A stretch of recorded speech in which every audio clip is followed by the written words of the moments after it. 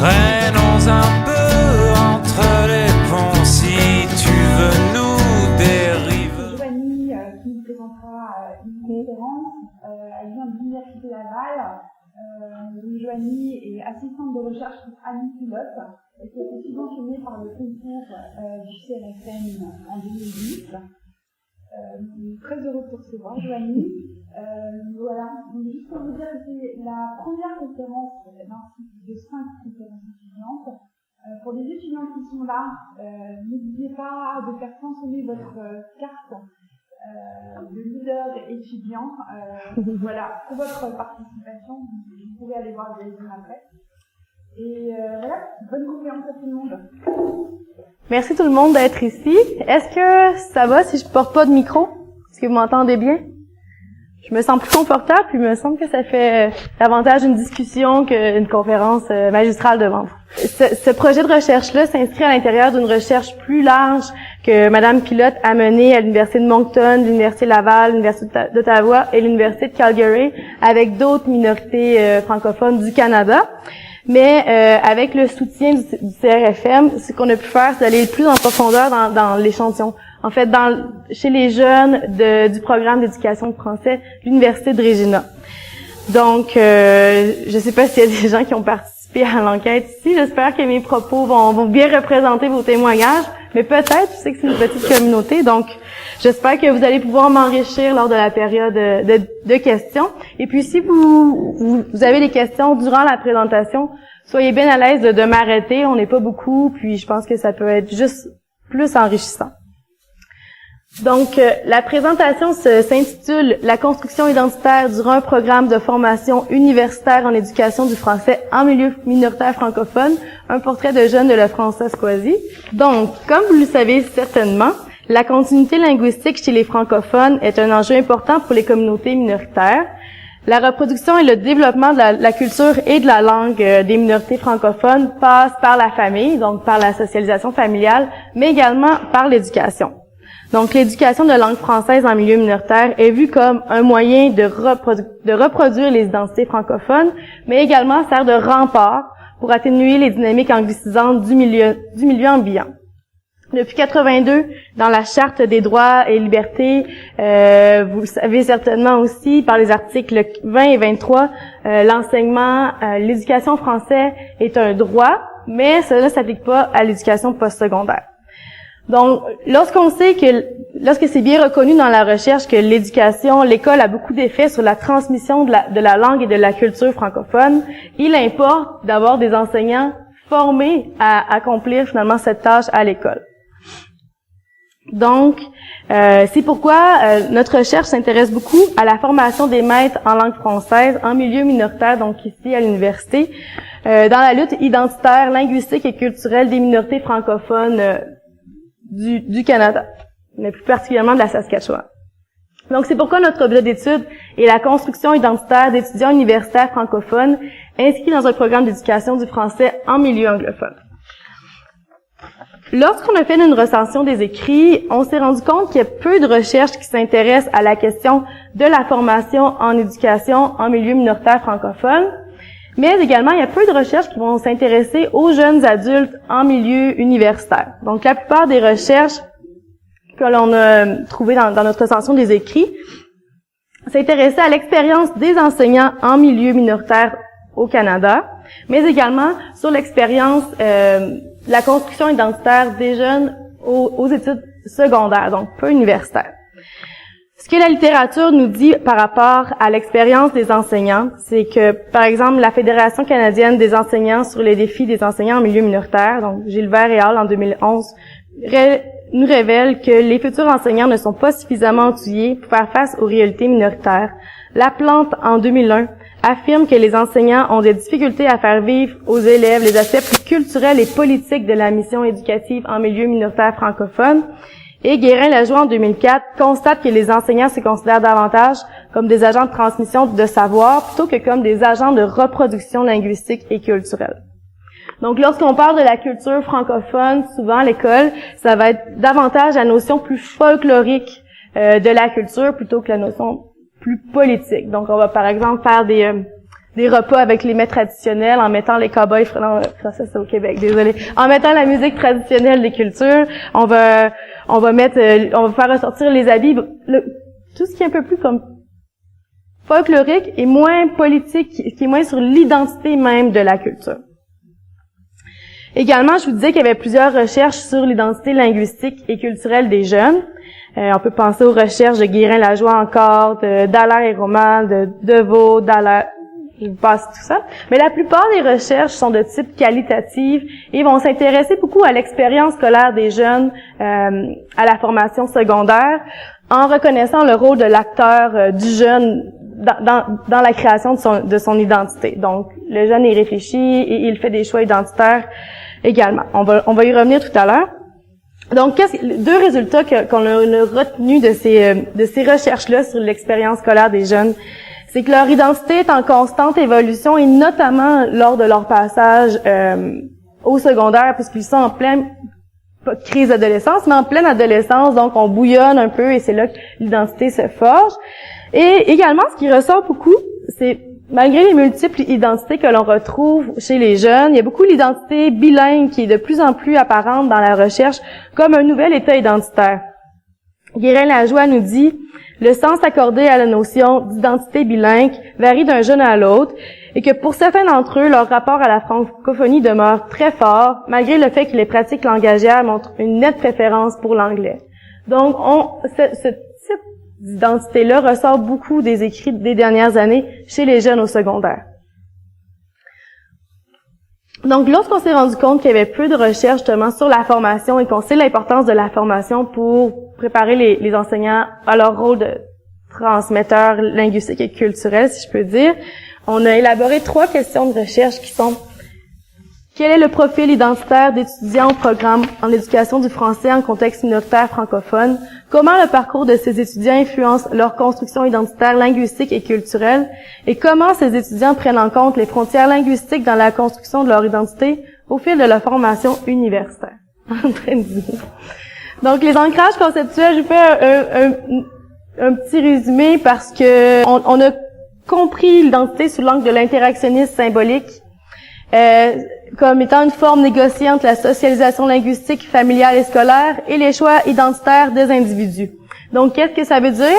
Cela, c'est que l'identité est formée par 2 éléments principaux qui sont les catégories d'appartenance collective et les catégories d'appartenance subjective. Les catégories d'appartenance collective, donc, sont formées de frontières internes qui sont les éléments transmis lors de la socialisation primaire, donc dans la famille, tous les éléments subjectifs de la symbolique de la culture francophone qui peuvent être transmis par la famille ou par l'école, mais également les catégories d'appartenance collective sont formées de frontières externes, dans le fond, qui sont construites lors d'interactions avec d'autres groupes, des autres groupes avec le grand A, qui peuvent créer des frontières imaginaires qui délimitent les différents groupes.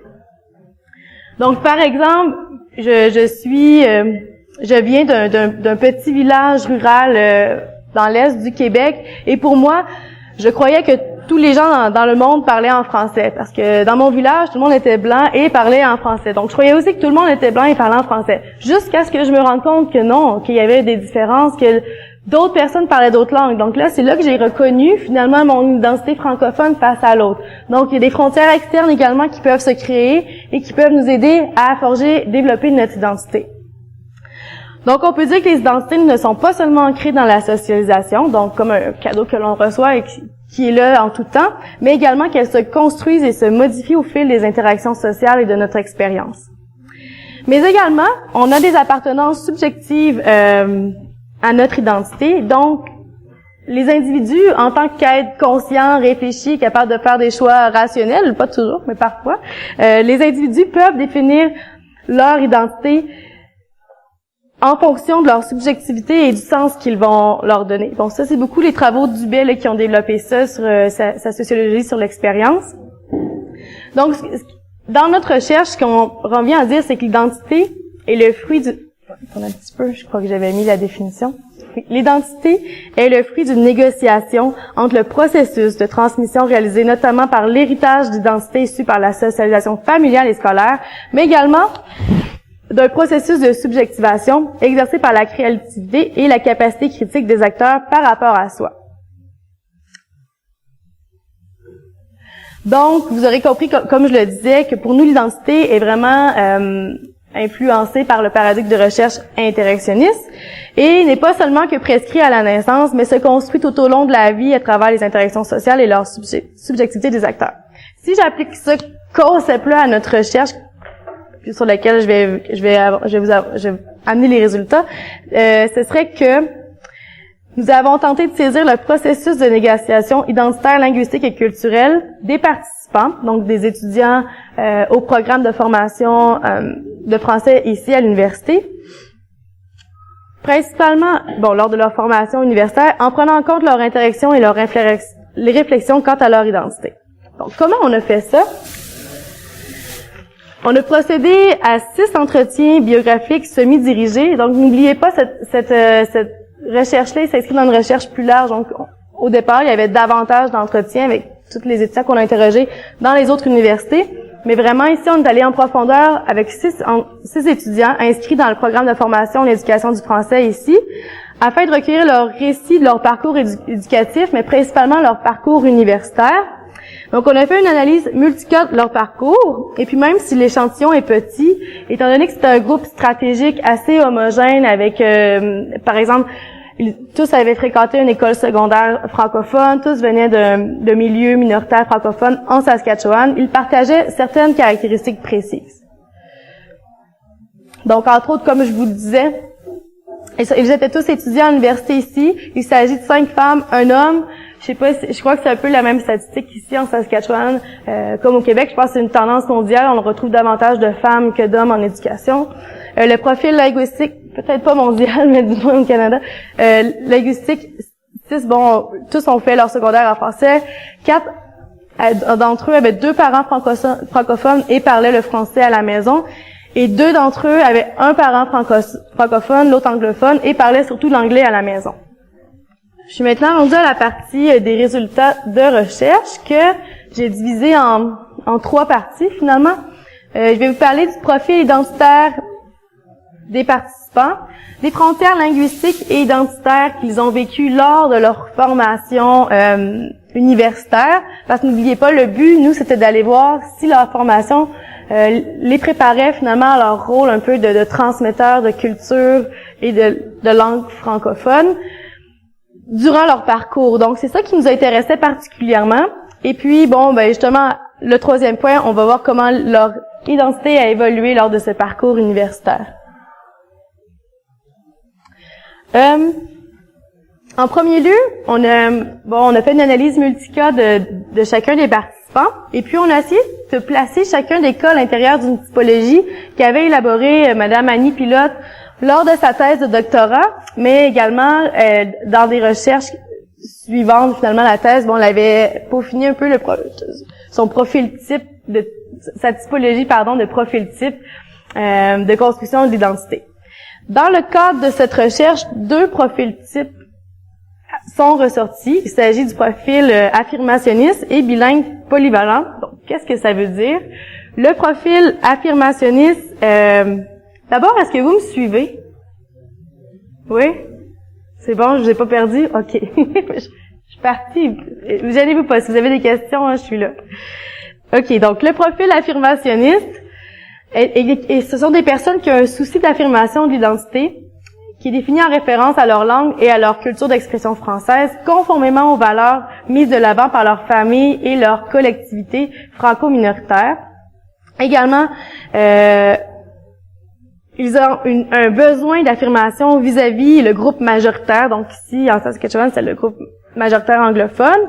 Ils sont très fiers de leur identité francophone et ils sont engagés pour promouvoir leur langue française au sein de leur communauté, mais également dans leur milieu scolaire. Et ils luttent finalement pour la survie du français. Le 2e profil identitaire qui est ressorti du parcours des participants est celui de bilingue polyvalent.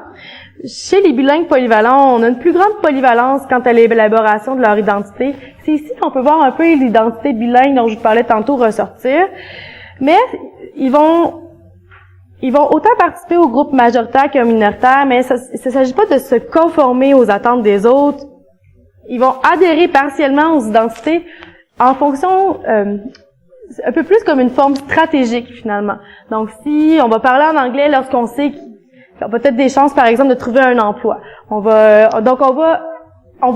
jouer un peu avec les identités en fonction de l'utilité qu'on en voit. Ça permet d'assurer la continuité biographique familiale, mais également de s'adapter à la société anglophone dans laquelle ils sont quotidiennement, ils font quotidiennement l'expérience à tous les jours. Donc, pour eux, ils sont un mélange un peu comme de deux cultures, puis ils sont aussi fiers, là, je prends une citation d'une participante, je suis vraiment un mélange de deux cultures, je suis aussi fière de la partie anglophone que de la partie françaiscoise. Mais qu'est-ce qu'on s'est rendu compte lorsqu'on a essayé de trouver le profil type de chaque participant, c'est que la ligne était très mince entre les affirmationnistes et les bilingues polyvalents. En fait, il y avait des grandes ressemblances dans tous les parcours de nos participants. Ils avaient tous un fort attachement envers la langue de la culture francophone. Ils se définissaient tous comme françaiscois. Et donc, puisque la frontière entre les deux idéotypes était mince, donc, on a décidé d'élaborer un nouvel idéotype qui est les affirmationnistes stratégiques. Donc, c'est pour ça que je l'ai mis en haut. Et ce nouveau type-là, finalement, regroupe les deux idéotypes qui avaient été élaborés à la base par Madame Pilote.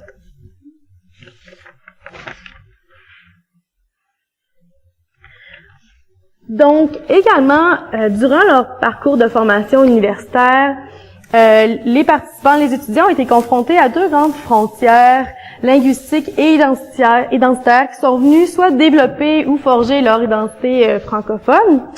D'abord, il y a la frontière créée par rapport aux anglophones majoritaires ici en Saskatchewan. Par exemple, je vous cite un étudiant, ce qu'il nous a dit. « Quand j'ai sorti de l'école secondaire et que je suis allée à Regina, on était comme deux francophones dans tout le programme et j'ai commencé à me sentir encore plus francophone. » Donc, le fait d'être, probablement que cet étudiant-là était issu d'une municipalité francophone en Saskatchewan, donc avec une école secondaire francophone, avec une famille francophone, donc le français était vraiment la langue prioritaire dans son quotidien. Et là, il se retourne à Regina, et là, ça change. Donc, la rencontre de l'autre, de l'anglophone à tous les jours vient finalement renforcer son identité, sa frontière francophone. Cela dit, ce qu'on remarque au travers le discours des participants, c'est que malgré le fait, qu'on parle de frontières, la relation est harmonieuse avec la majorité anglophone. Ils franchissent cette frontière à chaque jour, donc ils n'ont pas le choix. Donc on sent pas qu'il y a de rivalité. Puis l'anglais, anyway, comme je vous l'avais dit, n'est pas complètement rejeté. Ils s'en servent justement de façon stratégique et utilitaire. Une personne nous dit également, c'est la langue qui me permet de travailler, qui me permet d'être mobile dans la société, qui me permet de parler la langue internationale, évidemment. Donc également, la deuxième frontière la plus saillante finalement qui est ressortie des données, c'est la frontière à la francophonie majoritaire, finalement, les Québécois. Parce que, comme vous savez, à l'intérieur de leur programme d'études, je crois, vous me le direz si je me trompe, mais ils ont à faire une session ou un an? Deux sessions, OK, à la deuxième année d'études, d'immersion francophone, finalement, au Québec. Et au départ, de ce qu'on relève dans les données, les étudiants semblaient s'associer à la majorité francophone québécoise aux Québécois, finalement. D'abord, ils ne se sentent, quand ils sont au Québec, ils ne se sentent pas reconnus comme étant francophones. Donc, ils doivent se battre, mais convaincre les gens qu'ils sont réellement francophones. Donc, ce qui vient encore plus renforcer leur identité de francophone lorsqu'on a à le défendre, surtout quand tu es en présence de francophones. Mais également, quelque chose qui est très intéressant, c'est que le fait d'être dans une majorité francophone est venu dessiner les contours ou renforcer leur identité de minoritaire. Donc, et ça, c'est quelque chose qui est très intéressant qui est ressorti des données. Et puis bon, ce qu'il nous dit, c'est plus facile de créer des liens avec les autres minorités francophones au Canada qu'avec les Québécois. Et puis également, le Gilbert, en 2012, a relevé la même chose dans son étude sur les minorités francophones en Ontario. Il y a aussi l'importante frontière de la politique là, avec tout le nationalisme québécois et le mouvement indépendantiste, qui n'est pas vraiment compris ou reconnu par les participants. Donc ça l'aide aussi à se distancer des Québécois. Je trouve intéressant ici de vous lire quelques citations. Donc, une étudiante nous dit « Je me trouve encore plus comme une minorité au Québec. Tout le monde pense que je suis anglophone, alors je pense que je deviens plus une minorité. » Une autre nous dit « Je me sens comme intimidée à parler en français ou je me sens mal à l'aise au Québec, alors j'essaie de travailler mon français, pour le perfectionner. En Saskatchewan, je me considère avec un niveau de français élevé comme une vraie francophone.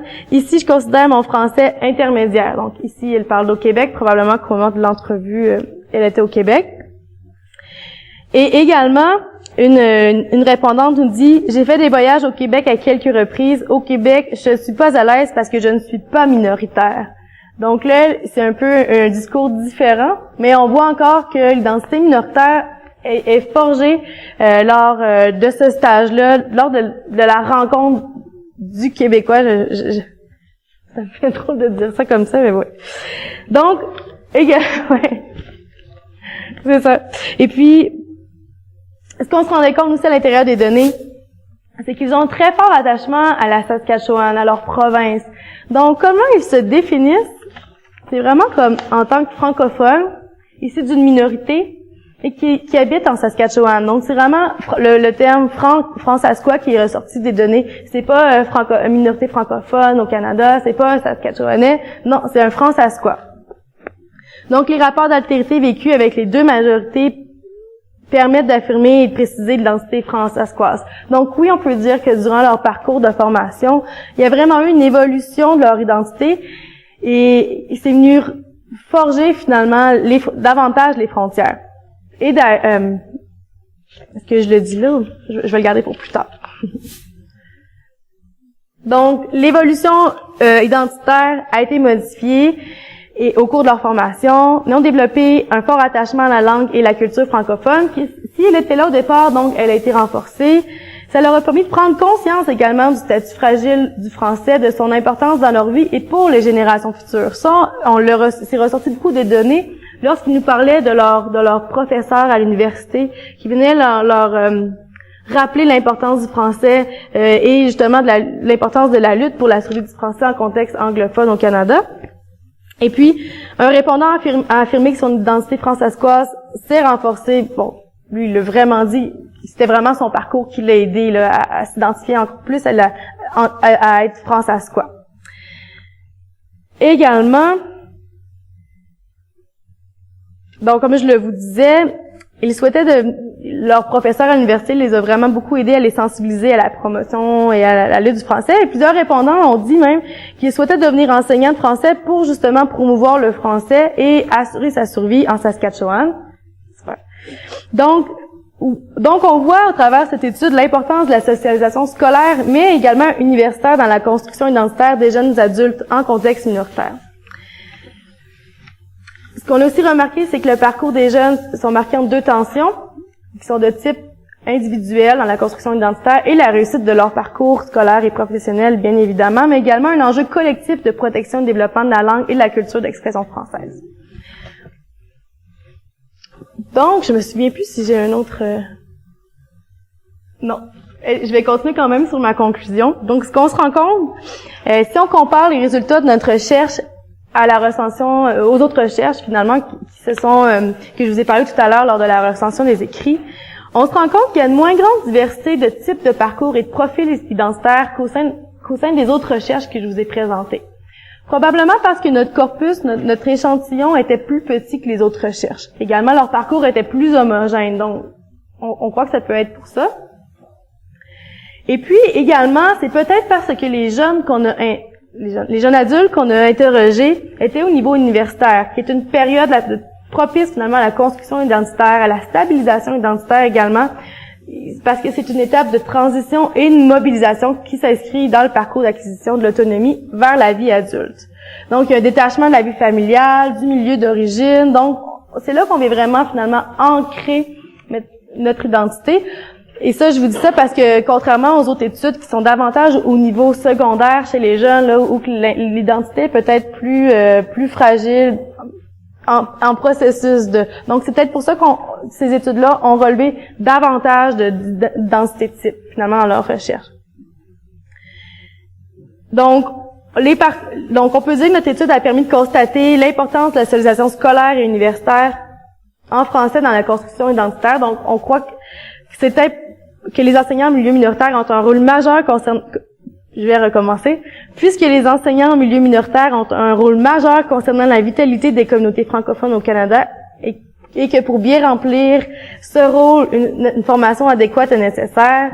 La formation doit franciser et développer chez les élèves un sentiment d'identité culturelle et d'appartenance communautaire. Les jeunes étudiants doivent se sentir pleinement concernés par le débat concernant la francophonie canadienne tout en respectant leur choix identitaire. Donc, nous croyons qu'à travers l'éducation de l'individu et de sa conscientisation aux enjeux sociaux, c'est le développement de la communauté et de l'identité de la langue française qui doit être visé. Donc, contrairement à certaines études qui relèvent que les enseignants reconnaissent peu leur rôle d'agent de socialisation et de médiateurs, finalement, de la culture et de la langue francophone, les répondants de notre étude considèrent leur rôle d'agent de transmission linguistique et culturelle. Et cela est en partie grâce à la formation universitaire ici à l'Université de Regina. Donc, voilà, c'était ma présentation. Et puis, il faut toujours faire bien attention ici dans ce genre de recherche qualitative-là, avec un nombre petit de participants, de ne pas généraliser les résultats. Ça nous aide à comprendre davantage cet objet d'étude-là, mais bon, on peut vous féliciter pour le programme parce que les résultats nous montrent, c'est super beau, mais faut garder en tête que faut pas accorder ça à tout le monde. Donc voilà, j'ai terminé. Merci beaucoup.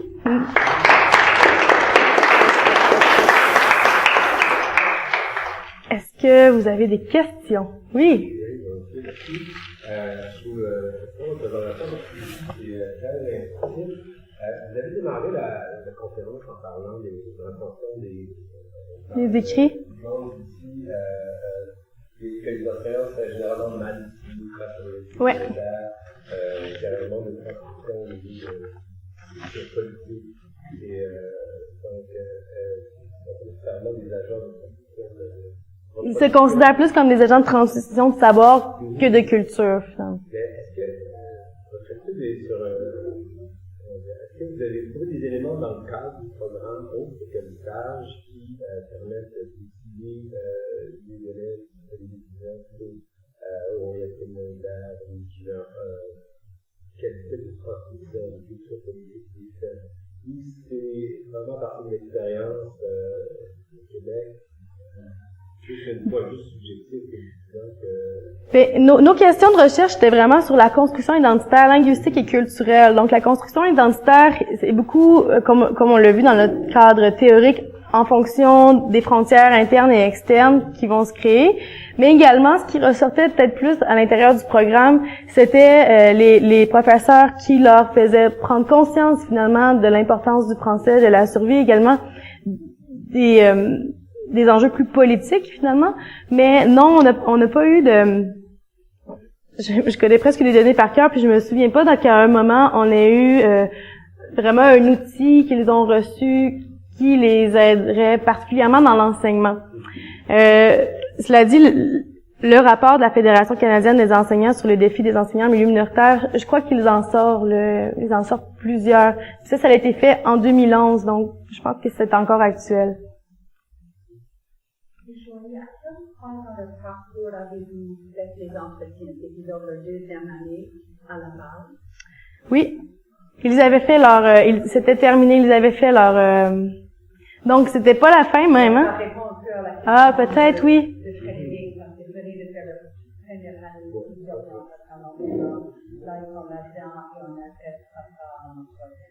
Ah, ça c'est... Alors ça aide un peu à conceptualiser.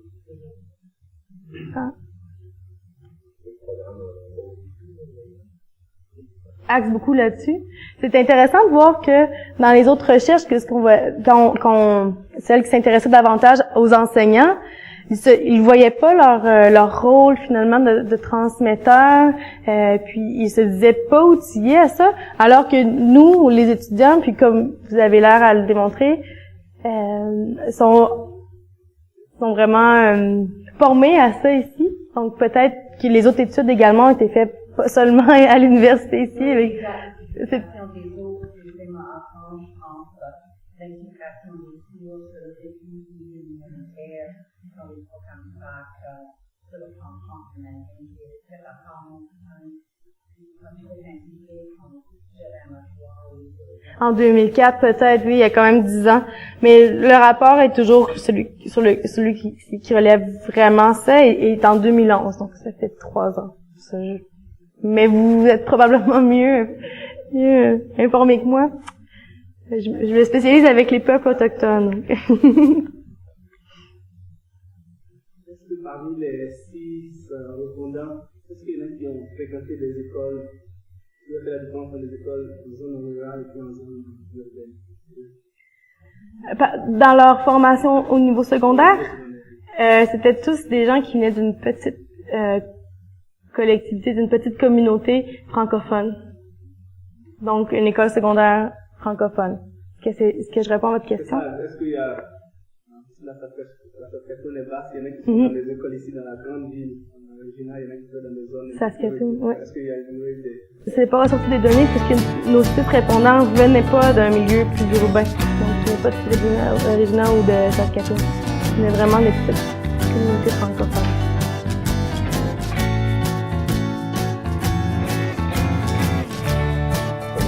Oui, oui.